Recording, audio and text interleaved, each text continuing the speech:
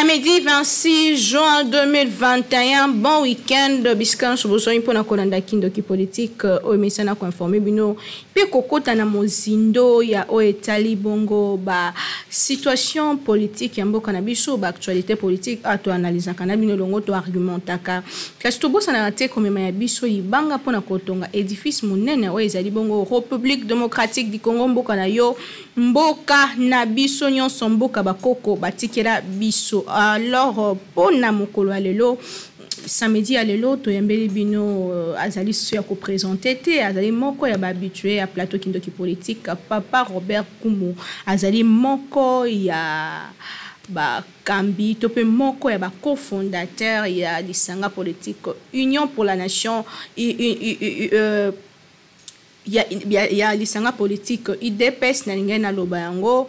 Alors na yelongo to kosola moi mingi na o etali bongo basoli ba problème politique ya mboka na biso lokola mpaka akopesa ya biso akopesa ye bwanya poto e bandenge nini mboka na biso ezali kokende pe bisika wapi tozali kokende. Alors yambo to kota na kati ya émission na biso tika na pesa bino quelques sujets d'actualité ezali ko dominer mokola lelo tozolo baboye président de la République Félix Antoine Tshisekedi Tshilombo wapi azwami s'installer ki na Goma toyebi yango akutani mokolo lelo na homologue na Rwanda Paul Kagame oyo lobi bakutanaki na ngambu ya Rwanda kasi lelo bakatisi na ngambu ya République démocratique du Congo wapi ba signé quelques accords entre les deux pays. Donc accord bilatéral entre les deux pays pour un avancement du côté commercial, du côté investissement pe wa mingi pe na o etali bongo kimia oyo chef de l'état azali koluka mingi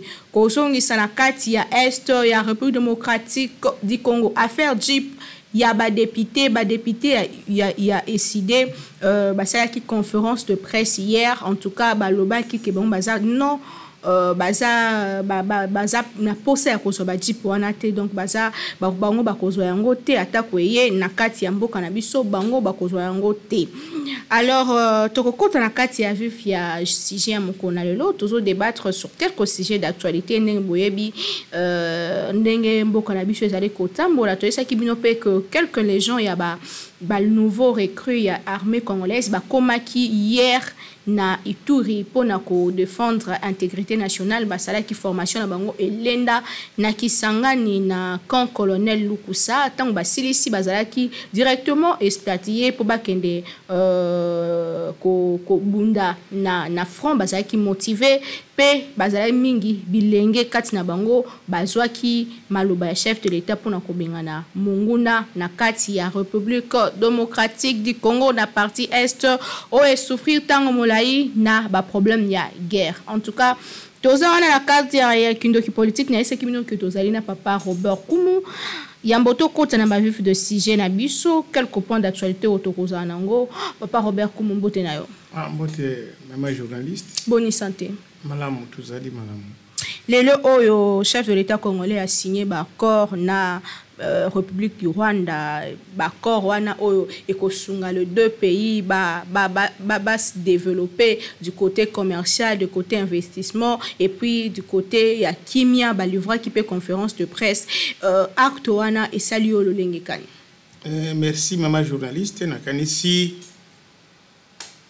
pour sweleki tulobaki makambomana mazali na litumba monene Zambie depuis 1996 bitumba bibandi na est na Afdel akoti babengani Maréchal Mobutu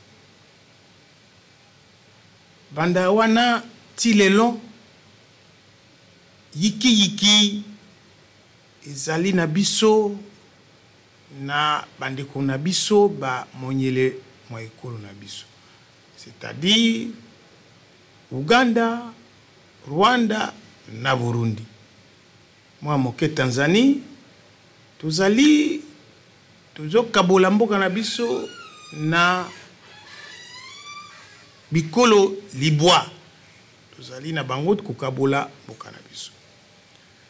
Na kanisi banda wana mboka na biso ezali na tembe mingi na ba bikolobi. Poso eleki président de la République na boanya boye na diplomatie na ye ya fourmi azwaki mikano miaboyokani makambo mantoki pe kosilisa bitumba na kati na biso na Uganda. Na ebisaki yoke etikali Rwanda na Burundi. Lelo ayokani na ndeko na biso Kagame bandeko na biso ya Rwanda. Ezali na motu ya monene. Zambi depuis Maréchal Mobutu akei ti lelo président mon côté ezala musée ezala mwana e Joseph akenda kovanda na Rwanda te na Goma te. Pona nini bavandaki na Goma te? Zambi bango bazalaki ba produit ya FPR parti ya Paul Kagame. Bango ni ba kotisi bango awa na RDC.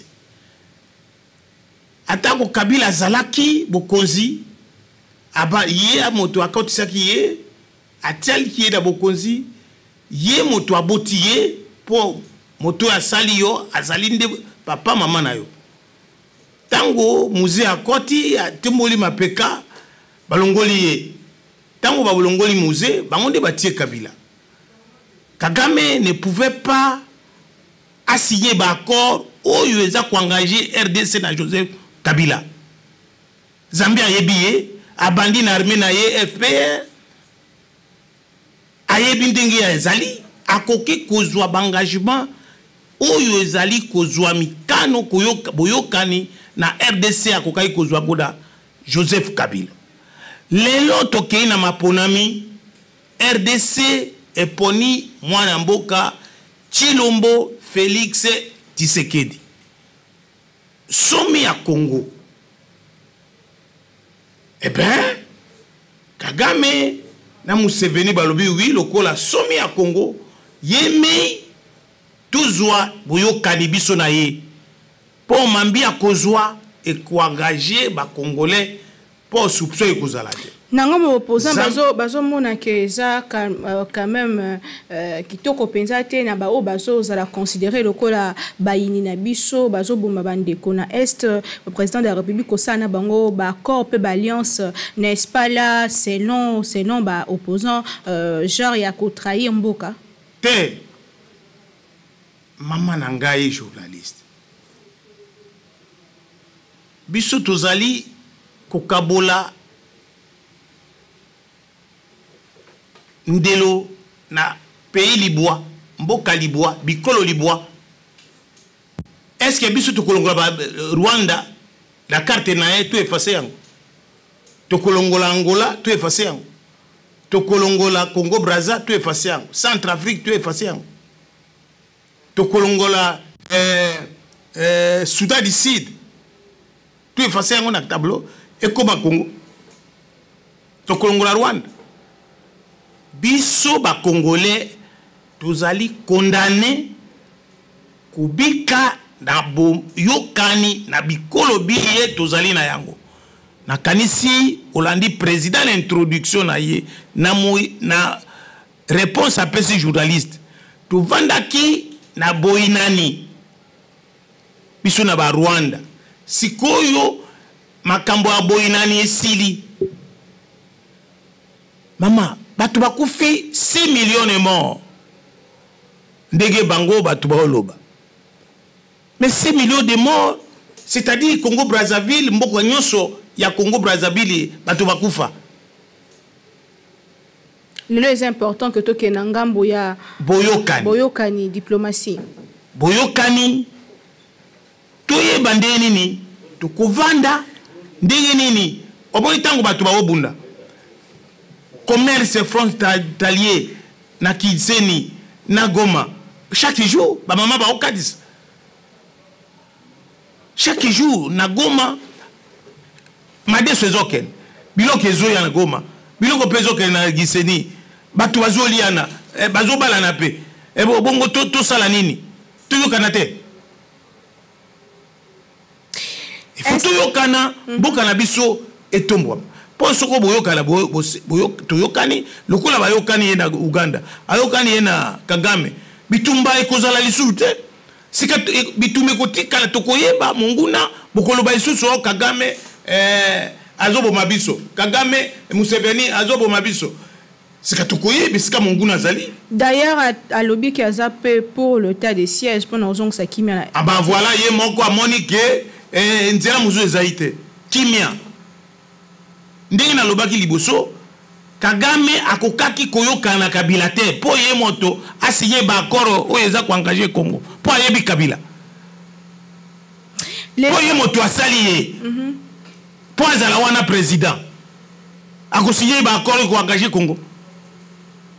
C'était le problème ya Kagame na Museveni moi no yo biso to sali ye alors to ko signé makambo eza ko engager Congo biso na Kabila te tozila changement ye toyokani guerre pe kosila guerre sili nanzela bakor wana guerre sili Kagame akotinda isusu M23 CNDP RCD esili sika tokomi koyokana toyokana tosala nini bovandeli na kimia na bolingo na bomoko tosala commerce ba mama bakenda kusoma badesu kuna baya koso ba mama ya ba Rwanda baya kusoma badesu na Goma biso biloko yuta kuna soko basoma kato ba nyama kolia eya tobika ndega kobika ndege ya malamu esili. Le chef de l'État a s'installé na Goma pour un moment à Ndengalakaki selon promesse ya campagne naie selon Ndengozomo la signification nini sur le plan sanitaire sur le plan sécuritaire installation chef de l'État koyokomema na Est République. Président de la République Antoine Tshilombo Tshisekedi Félix alobaki nini apesi motuna ye bakata. Il faut kimia ezonga na Est akei kimia ezongi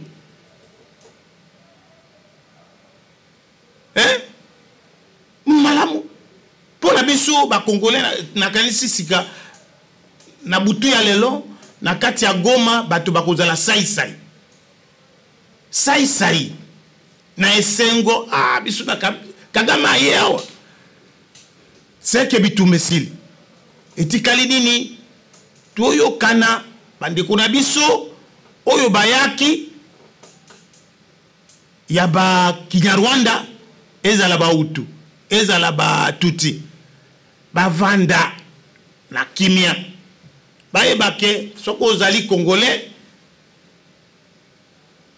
naturalisé mitalano ezali tukuyeba mambimana tukuvanda na bolingo na kimia makambo wana esila po kimia ekota na kati bikolombe ya biso po président de la République non seulement azali président Union africaine alingi kimia ekota biso tovanda kimia na ba voisin na biso po ko vivre na hostilité na inimitié na ba voisin eza malamu te ata yo soko ozana boza ko futa lopango voisin d'ailleurs ya gauche voisin d'ailleurs ya droite bozo yo kanate yo pe uzana bana mik alors ko sadi ko pekisa bana na yo baba sakana bana ba voisin na hote bon soko ke na zando bana no ba kotikala oko kende motema no kana passe bakolisa mwana ndoki kula bino ba kinoise bakolisa bana ngai ndoki ngai est-ce que la vandi okomi koluka no na longwa nda lopango nzoka nde yo moko lingi o vivre na batu malamu te c'est pas ça bato mama ngai na lingi na kende na wenze bana nanga bazalia bana na meni omoni bazala nzala opesi bango bilaka kolia bokuvanda malamu harmonie entre bas voisins yango nde chef de l'État zoluka pour yango même yo tango vali na lopango za ko futela yo na ba voisins bon tango zo futela okosala nini okuti ba voisins Koluka kimia climat ya kimia. Boyokani non? Alors kusani, il faut que yokana d'aba voisin. Koluka kimia boyokani bolingo nde surtout bolingo. Tozo bima déjà na sujet to dossier ya sécurité na Est, chef de l'État a salaki déclaration na Beni, notamment koloba que ako jugé bilan ya mandat na kaka soki kimia zongi na Est. N'est-ce pas là lokola moko ya bandeko ya IDPS, n'est-ce pas là mo o eko kanga bino na 2023? Oh, mais président pèse kopesa kingo. Oyebi kopesa kingo. Eza koloba ni tia motu basa dini bakata soko kimi yete bakata ye kingo. C'est plus que la bilan ya ba élection. Il a donné l'assurance de toute sa vie. Bon la récupération politique n'a pas ya opposant. Récupération dini soko kimi ye na Congo ko récupérer dit kimi ye bato bakufa ki ebele sika bato bakufa te tokumi koyokana kimi ani ni nususu oko sala o récupérer din po kimi o bandi ko koloba ngai na zwaki soko kimi ye yo po lobi o zwaki est-ce que ça mabe Tobi Manangambo ya état de siège pour na kolobela affaire Jeep ba député o emimi mwamdungu na kati ya polémique na opinion nationale koloba ete chef de l'État a pesi cadeau selon o ezolo ba mana ba député alors que toyebi biso bonso ke na ba législature eleki ba député bazana bu mechano ya kozwa ba Jeep na part ya chef de l'État lokola pe président moko ya ba kambia Grand Équateur likani Maman, on y biso IDPS. To mesani ba élément tabouté biso. Oh yo non secret d'état.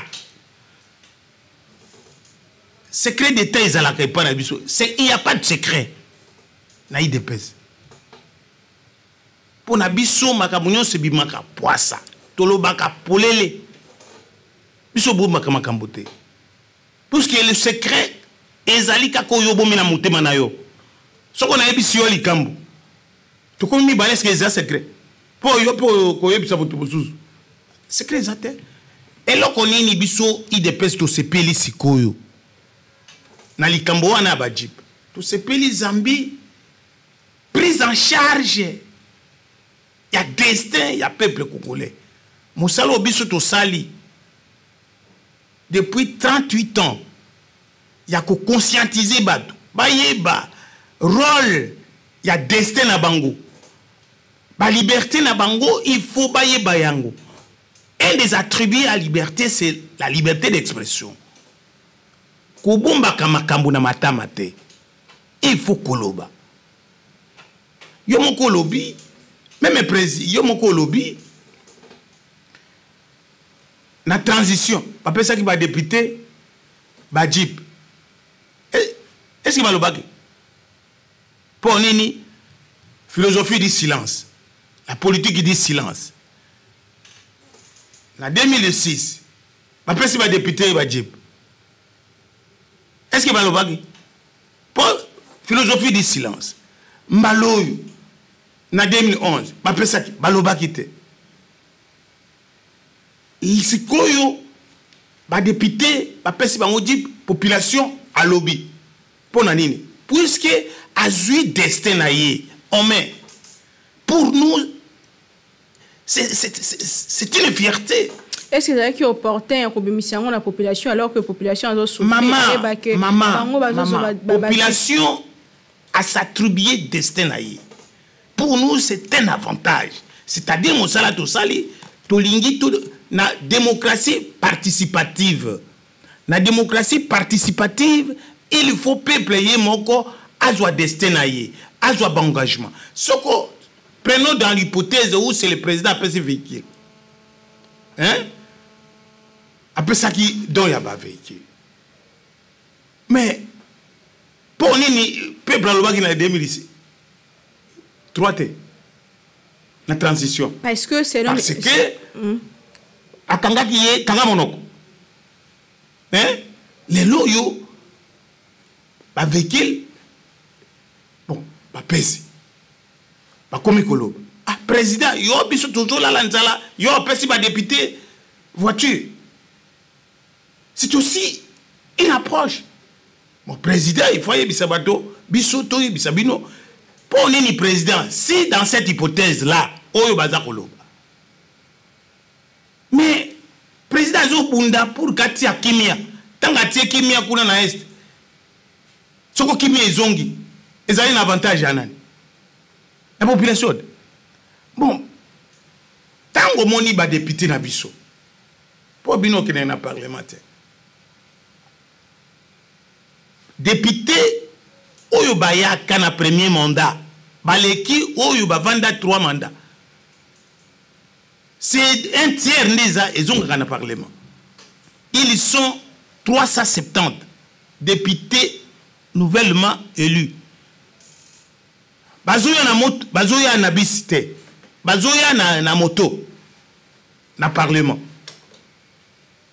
Soko butu ba plénier tangue koma katiba 22h moto ezalite il faut vanda wana azela ba modiko azanga motuka apesa ye moto atia na motuka na ye. Ils sont subordonnés.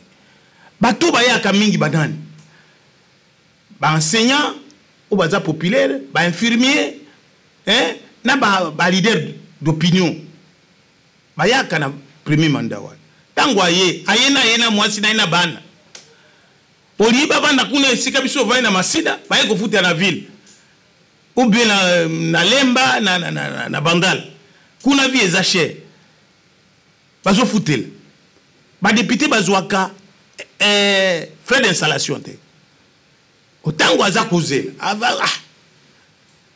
azo yaka na moto kaka na bonto azo yaka na taxi pe kota kana na parlementaire tanga kiti na moto bato tala au député honorable bonjour honorable après 2 ans à coquet mais azako na yo moko yé député akosuma lopango liboso po avandisa mwasi na bana soma voiture maman na yo soko yo okomi député outaki kuna à l'intérieur na wapi na Ikela na Bokungu na Ndegese na Haru na kuna na ba village na ba territoire kuna kati oye na yo na mobile na bana okoyebisa mobile na yo député asumba voiture ou bien lokozo esika koblala na bana na yo bazo la bino lopango mais dans l'entretien ya zo que le musala bazo sekaye et tango pe ba musu pe bazo sala tokozwa ndeni président soka sombeli bango apesi bango don supposons dans cette hypothèse là pour longola bango na précarité wana ba député na biso ba yakana makolo ba ya bonga te bozwa l'autre hypothèse est-ce que ezali mabe l'autre hypothèse nazo tuna est-ce que za mabe toujours nous katoyiba est-ce que zamabe soko zamabe oui président yozo mais président peut bino pour gratuité maman ngai nazana bana na université 6 natika kana bana ni bana école secondaire moi no yo ya mobali azana 5e des humanités na fudika 50 000 francs congolais mbula mobimba. Mais na futa kaka l'école wana tanga za na 2 na 3 5e 4e na futa combien 350 000 c'est-à-dire $175 ou $200 mais na futa 50 000 on est zalimba no nangaite et moi na wana bazobimisa bango lisu na classe te na classe à l'état kende otuna soko ke na masina école armée du salut mwana ngaza wana ya mobali na 5e pédagogique a foutu 50 000 francs congolais. Est-ce que Zalim va noter? toujours pour ça petit non, il faut tout kana maman, il faut tout kana. Est-ce qu'ils allaient me noter? Sikoyo, ba enseignant, ba soko oyebi maître na yo, oya tangisa ki on école primaire, okutaka ya za maître, akokisa 80 ans, mais azaka ka maître, akozwa retraite te, mais sikoyo gouvernement de la République, président, na gouverneur, na premier ministre Sama, balobi do il faut bakota retraite. Soko mutu akokisi mbula na ye, azwa retraite. Mwa mbongo na ye mususu, bakoti sango, na ye ntes, bafutaka ye, passion na ye, yakobik. Tuna batu yo bazali ba enseignant oyo, ndeku na yo azaki enseignant akufa. Bazwa kaka sanda motoba, bakati ye mwasi na ina bana, batelengani baza mbongo te. Mais sikoyo esili. Wana bambando ya peuple déjà. Mais c'est l'avantage non? Sikoyo soko muta akufi enseignant akufi. Akozwa rente na ye mwasi na ina bana bakozwa mbongo. Ti bikeke na bikeke. Est-ce qu'ils ont mabe? Est-ce que les Kamboana bateau oyo bazoloba? Bazoloba yabo. Bateau yango bazoloba oyo bazoloba. Basali lokuta président asali corruption. Est-ce que pending asali ba enseignant wana asali ka corruption? Donc pour na papa Kumu, président de la République a simbika à côté moko te azo simba ba côté. Mais azo bundate. Azo simba ba côté nyonso pona ko zong sa kimia. Ça s'est retrouvé. Mais il y a non? C'est quoi polémique qui en est au-dessus? Ah, ben tout le monde bateau, c'est la polémique. Pour la biso ezali normal, puisque tango Kabila, na yo na bateau ba Nemi on biso kuti azwa kambongo na RTPC. Azali ko $100,000 par mois. Il y a le TPC, il y a TMI. Alors, non, un scandale financier. Makambo wana ya badip ezali distraction. Baza ko détourner biso na ba objectif réel. Les kambo ya ba carte prépayée. Batou ba yibi mbongo. Ils n'ont même pas droit to le baki les kambo wana puisque c'est chèque certifié ou baki ko pesa mais bazui mutavai kananda sali sili 50,000 euros azoki na ndako na ye asombi lopango asombi bana na ye bazokende na pota na classe mais sikoyo bayebisa biso mbongo wana ekei wapi. Voici les scandales qui veulent nous détourner ou pas détourner opinion pour ya makaba ba jipi pesa na $27,000 mbongo bato bayibi na ba poche na ba gwele ki $27,000 te wana eza lokuta tozo kende petit à petit vers la fin fala ko détourner mayele na biso tozo kende petit à petit vers la fin émission na biso to lobela moi mukie dossier o etali bongo réduction ya ba prix ya ba denrées alimentaires na ba wente na biso ministère ya économie et ça qui yaye akitaki sur terrain pour na kotala ba prix ya denrées alimentaires akendaki même na Nairobi pour na ko na Namibie pour na kotala ndenge nini ba prix ya ba biloko toliaka ba mpiodi tout pe lobby na conseil de ministre ba juba ba décision que ba kitisa ba prix ya biloko kolia a on a vu le province ya Kinshasa pe na RDC mobimba réaction no esaleni réaction na bino ya opinion pour na monaki ba mama biloko matitalo biloko na structure de prix mais batuyo oyo ba importateur wana bazali ndoki bazan ndoki te bazali motema likundu pour bondoki ezali za motema mabete nde balo ba sorcellerie te motema likundu motema mabe na structure de prix batie 37 éléments na prix illicite. Maman, biso kolia wate. Omoni nanga bona yawe. Ezala kinini? À côté à Wasapa. Nanga mona yo sikotra. Ba chambre froide awa. To mona ka bakata ka sosonda munda mude. il y a bango ba libanais na égal ya mama moi c'est Kabila biso lia pa biloko wana te to ko lia ba poisson wilki sauf wilki mabundu ebungi bazo pesa biso moi ba mpio dia bikemike mais ba matisi prix ya pamba siko yo gouvernement azongisi na $17 bango ezalaki mpio di combien $50 mpio ba kisi ba prix na ko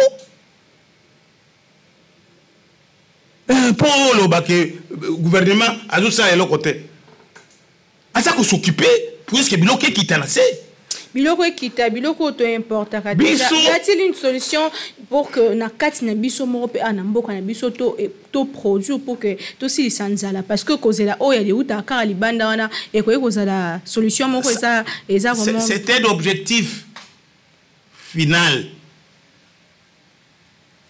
awa ngana za mungala ngala kudini na mbandaka fleuve ya biso eza na mbisi mosusu eza kokola eza kokufa na fleuve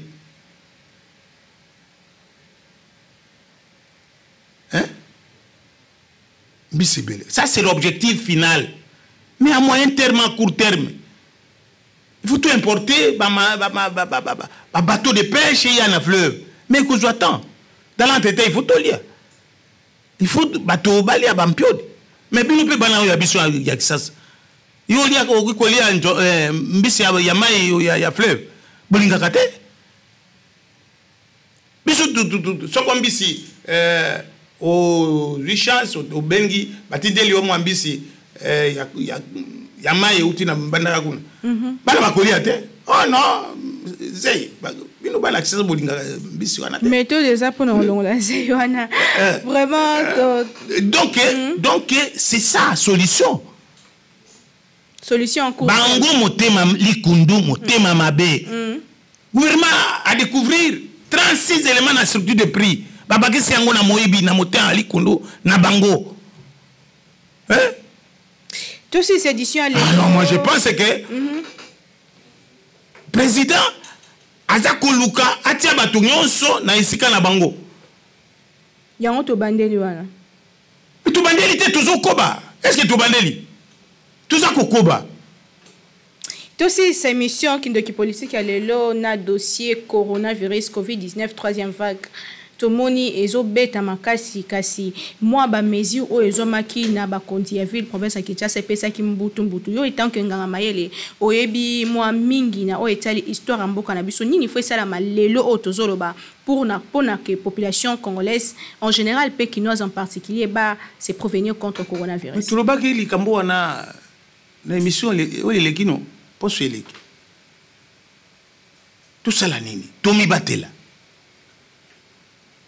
hein tomi batela elo komo ko ba mi batela te potango ekumba kizali si kada tango amalili il faut ko mi batela bino batoza na bana mike il faut ko sukola na ya moto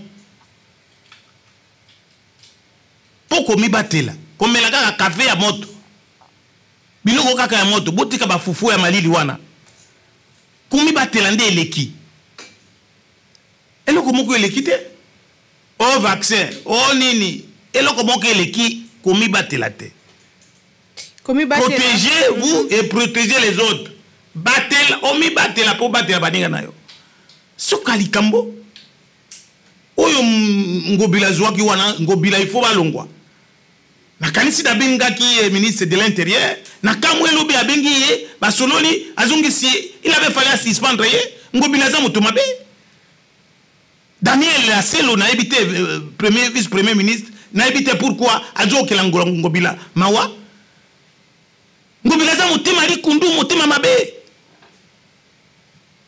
président lobi biloko boy ya lobi biloko boy sikoyo asili si makambo ya esili nanu te mais oya babare ba terrasse même étant tozalaki na première vague ezalaki 20 personnes bovandi ata na bar bovandi boyota 20 personnes tout vandi mais sika absolument tabare mon côté batonyo so ba directement donda ba chinois ba ko carburité mais ça pour la remis battre là ils ont quoi ba mais oui comme battre les alités ko privé bato ba liberté tika moto yi moko na liberté ami battre la yi moko yo ko restreindre ba liberté na été ko bloquer été non waniza mabe na kamui Daniel vice-premier ministre Daniel Asselo a tiki azongi signé na bureau. Il avait fallu atia signé mokolota a suspendre azando kimodo aza likundo motema mabe. Solo koloba penza na ndenge ya sembo ba mesure nyonso wana ezala ki édicté na chef de l'état pe lobama ki na conseil de ministre la semaine passée pourquoi ko s'acharmer contre gouverneur ya Ngobila. Te omoni tango ba pesi mi tango président lobi. Président tangi ba terrasse te. Président lobby, discothèque et boîte de nuit fermées. N'est-ce pas? Mais il y a ce bango basari bilo comme ça sous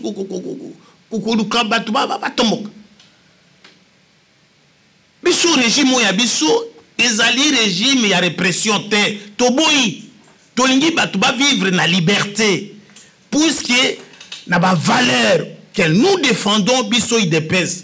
Nous avons 5 valeurs.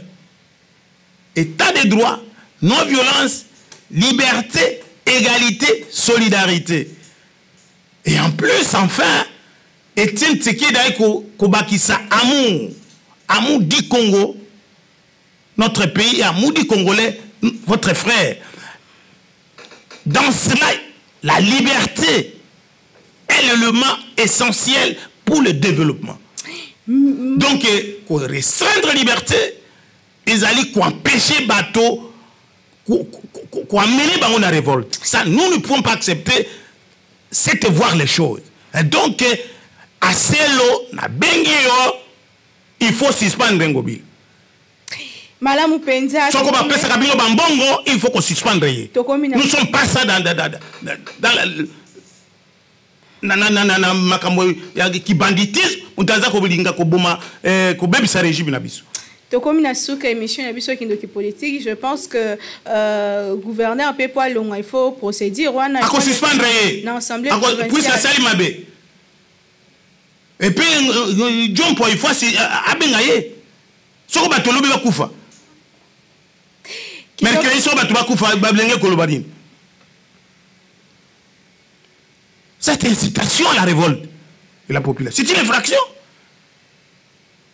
Kindoki politique à l'ESI, tozaki bongo na papa Robert Nkumu azali bongo moko ya cofondateur ya Union pour la démocratie et le progrès social na eto solo le mwa mozindo boyoka ki vraiment na tikela ki etangwa lobanga na binto okutani mikolo ezali ko yakasi papa Robert Nkumu totondi obutondi na ndenge ondima iko yana na mituna na biso. Ngana tondi obutondi ndenge obenginga yi lisusu po to kabola mambima ye to sengeli ko kabola la ba congolais po tozala na bon moko tozala na bolingo surtout batu na biso ya este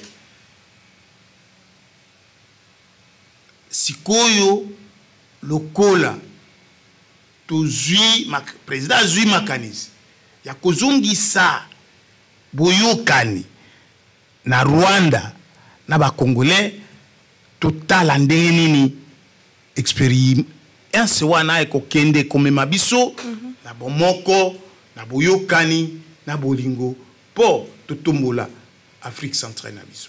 Ezayaki maloba ya suka pour émission lelo ya papa Robert Nkumu ngana bino tokuta mikolo ezali ko yakasi toujours na souci moko ya ko servir bino na bisaka bino tango nyonso to longola ignorance kasi to linga République démocratique du Congo ezali mboka na yo pe mboka nangai tokutani semaine prochaine pour na édition mosusu ya Kindoki politique na invité à Sika toujours avec le même plaisir Kimia na bota na bino pe bon week-end.